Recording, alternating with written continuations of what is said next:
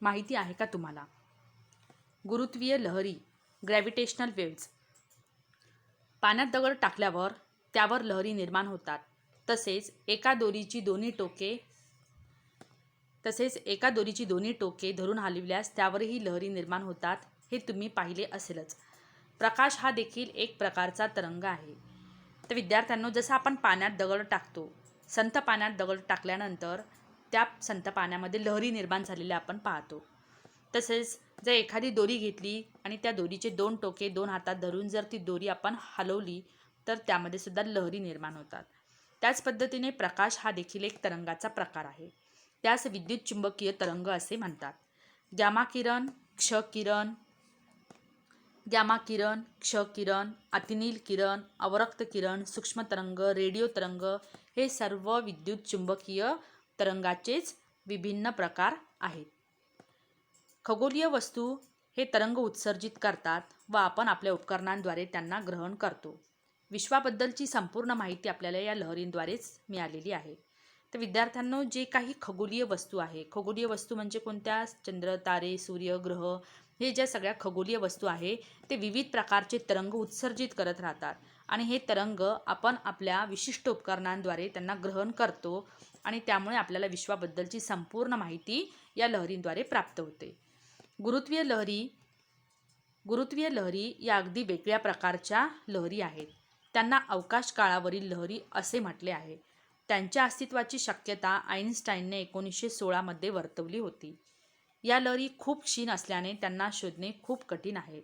तर विद्यार्थ्यांनो, यावरती ज्या लहरी आपण बघितल्या, क्ष किरण, अतिनील किरण, या तरंगाप्रमाणे गुरुत्वीय तरंग किंवा लहरी यासुद्धा एक प्रकारच्या लहरीच आहे, पण या वेगळ्या लहरी आहे ज्या खूप क्षीण असल्यामुळे या लहरींना शोधणे खूप कठीण असते.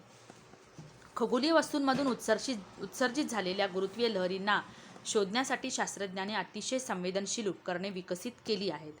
यामध्ये लिगो laser interferometric gravitational wave observatory.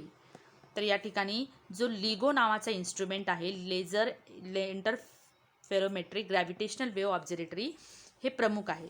शास्त्रज्ञांनी सन 2016 मध्ये आइन्स्टाईनच्या भाकितानंतर बरोबर 100 वर्षांनी खगोलीय स्रोतांपासून येणाऱ्या गुरुत्वीय लहरींचा शोध लावला आहे. या शोधात भारतीय शास्त्रज्ञांचे लक्षणीय योगदान आहे.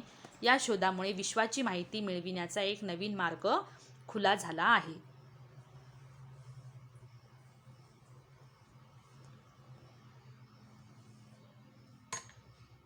नेक्स्ट पॉइंट, मुक्त पतन, फ्री फॉल.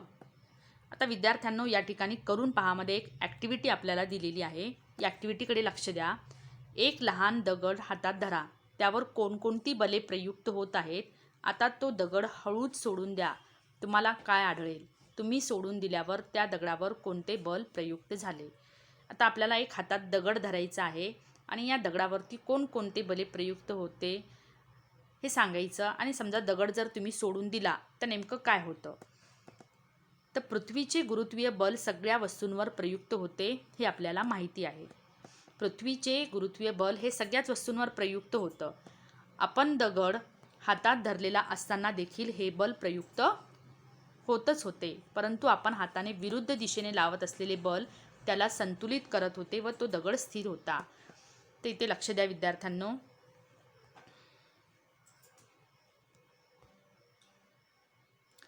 या ठिकाणी दगड आपण वरतून खाली अलगद सोडून दिल्यामुळे पृथ्वीच्या दिशेने हा दगड खाली येतोय. आता ज्यावेळेस आपण दगड नुसता हातात धरून ठेवलेला होता त्यावेळेस तो स्थिर होता.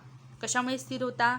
कारण दगडावरती गुरुत्वीय बलाचा प्रभाव हा खालच्या दिशेने होता आणि या गुरुत्वीय बलाला संतुलित करणारा जो बल आहे आपल्या हाताद्वारे या दगडावरती आपण प्रयुक्त करत होतो.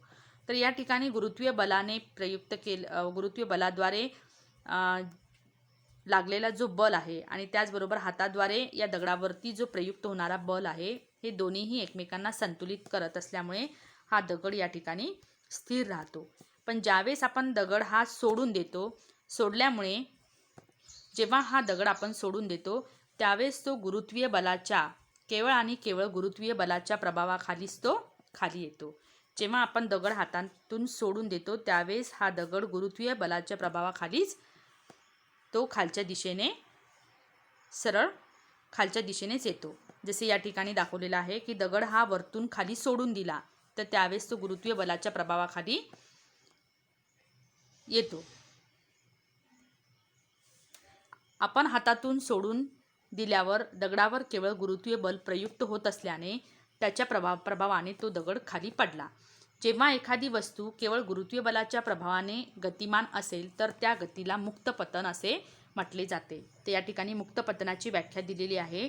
जेव्हा एखादी वस्तू केवळ गुरुत्वीय बलाच्या प्रभावाने गतिमान असेल त्यावेळेस त्या वस्तूच्या पतनास मुक्त पतन असे म्हणतात. म्हणजेच या ठिकाणी दगडाचे मुक्त पतन होते. मुक्त पतनात आरंभीचा वेग हा 0 असतो. तर विद्यार्थ्यांनो, ज्यावेळेस आपण दगड हा हातात धरलेला असतो त्यावेळेस त्याला वेग नसतो, तो आरंभीचा वेग हा 0 असतो.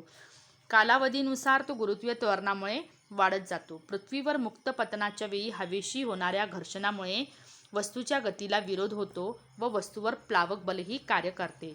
ज्यावेळेस एखादी वस्तू ही मुक्त पतनाद्वारे पृथ्वीच्या दिशेने गुरुत्वीय बलाच्या दिशेने खाली येत असते, पण हवेमुळे होणाऱ्या घर्षणामुळे तिच्या गतीला विरोध होतो आणि त्या वस्तूवरती प्लावक बलही कार्य करते. म्हणून खऱ्या अर्थाने मुक्त पतन हे हवेत होऊ शकत नाही, ते केवळ निर्वातातच शक्य आहे. मुक्त पतनात वस्तूचा जमिनीवर पडतानाचा वेग व त्यास लागणारा कालावधी आपण न्यूटनची समीकरणे वापरून काढू शकतो. मुक्त पतनासाठी त्वरण हे g असते व आरंभीचा वेग हा u म्हणजे 0 असतो. हे लक्षात घेऊन ही समीकरणे खालीलप्रमाणे आहेत. तर या ठिकाणी मुक्त पतनामध्ये एखाद्या वस्तूचा जमिनीवर पडतानाचा वेग आणि त्यासाठी लागणारा कालावधी आपण न्यूटनची गतिविषयक समीकरणे वापरून काढू शकतो. या ठिकाणी न्यूटनचे जे गतिविषयक पहिलं समीकरण आहे v = u + at आहे. तर या ठिकाणी गुरुत्वीय त्वरण असल्यामुळे एच्या ठिकाणी आपण स्मॉल g लिहिणार आणि आरंभिक वेग हा 0 असल्यामुळे या ठिकाणी u येणार नाही, म्हणून हे इक्वेशन v = g × t. तर न्यूटनचे गतिविषयक पहिले समीकरण आपल्याला काय मिळेल? वेग जर काढायचा असेल तर v = g × t. आता न्यूटनचे गतिविषयक दुसरे समीकरण s = ½ gt². न्यूटनचे गतिविषयक समीकरण s = ut + ½ at² असते. या ठिकाणी एच्या ठिकाणी आपण g घेतलेला आहे आणि यूचा वेग u हा 0 असल्यामुळे ही कंप्लीट जी व्हॅल्यू आहे या ठिकाणी 0 होते, म्हणून s = ½ gt². त्यानंतर जे तिसरे समीकरण आहे न्यूटनचे, ज्यामध्ये आपण v² = u² + 2as, हे न्यूटनचे गतिविषयक तिसरे समीकरण. या समीकरणाचा उपयोग करून आपण वेग काढू शकतो आणि वेगासाठी इथे आपण यूची व्हॅल्यू जर 0 लिहिली तर मिळणारे इक्वेशन आपल्याला v² = 2gs, याच्या ठिकाणी आपण स्मॉल g लिहितोय, 2gs या पद्धतीने समीकरण मिळते. सरळ वर फेकलेल्या वस्तूच्या गतीचा अभ्यास करताना स्मॉल जीचे मूल्य जीच्या ऐवजी -g धरावे लागेल, कारण या गतीत त्वरण हे वेगाच्या विरुद्ध दिशेने असते. जीचे परिमाण तेवढे असले तरी या त्वरणामुळे दगडाचा वेग वाढत नसून कमी होत असतो. तर विद्यार्थ्यांनो, ज्यावेळेस आपण वस्तू ही वरच्या दिशेने फेकतो त्यावेळेस जीची व्हॅल्यू आपल्याला -g घ्यावी लागते. तर जी गुरुत्वीय बलामुळे निर्माण होणाऱ्या त्वरणाची दिशा ही खालच्या दिशेने असते, पण वस्तू ही आपण वरच्या दिशेने फेकतोय, म्हणून जीची व्हॅल्यू आपल्याला -g कन्सिडर करावी लागणार आहे. जीचे परिमाण तेवढे असले तरी या त्वरणामुळे दगडाचा वेग वाढत नसून कमी होत असतो. चंद्र व कृत्रिम उपग्रह देखील केवळ पृथ्वीच्या गुरुत्वीय बलाच्या प्रभावाखाली गतिशील असतात, त्यामुळे तेही मुक्त पतनाचे उदाहरण आहे.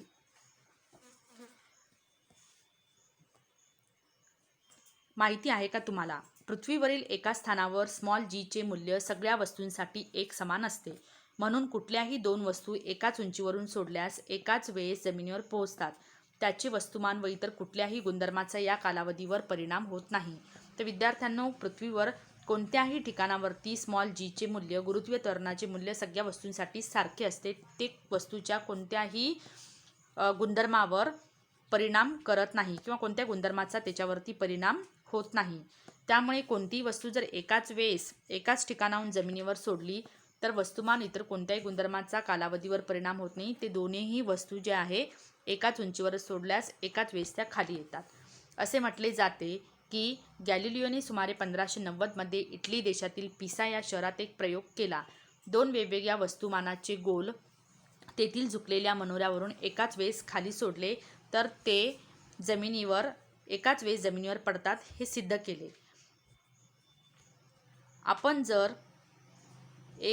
जर दगड व एक पीस जर उंचावरून एकाच वेळेस सोडले तर ते एकाच वेळेस जमिनीवर पोहोचताना दिसत नाहीत. पिसाचे हवेशी होत असलेल्या घर्षणामुळे व प्रयुक्त होणाऱ्या प्लावक बलामुळे पीस तरंगत हळूहळू खाली येते व जमिनीवर उशिरा पोहोचते. तर विद्यार्थ्यांनो, जर एक दगड घेतला आणि एक पीस घेतलं, जर ते उंचावरून एकाच वेळेस सोडले तर दगड अगोदर खाली येते, पण पीस मात्र तरंगत हळूच खाली येते आणि जमिनीवर उशिरा पोहोचते. हवेमुळे प्रयुक्त होणारे बल दगडाच्या वजनापेक्षा खूप कमी असते व दगडाच्या गतीवर परिणाम करण्यास कमी पडते. तथापि शास्त्रज्ञांनी हा प्रयोग निर्वातात केला असून दगड आणि पीस दोन्ही वस्तू एकाच वेळी जमिनीवर पोहोचतात हे सिद्ध केले आहे. तर या ठिकाणी विद्यार्थ्यांना आपण मुक्त पतन हा पॉईंट कंप्लीट केलेला आहे. यानंतरचा पुढचा पॉईंट नेक्स्ट व्हिडिओमध्ये. धन्यवाद.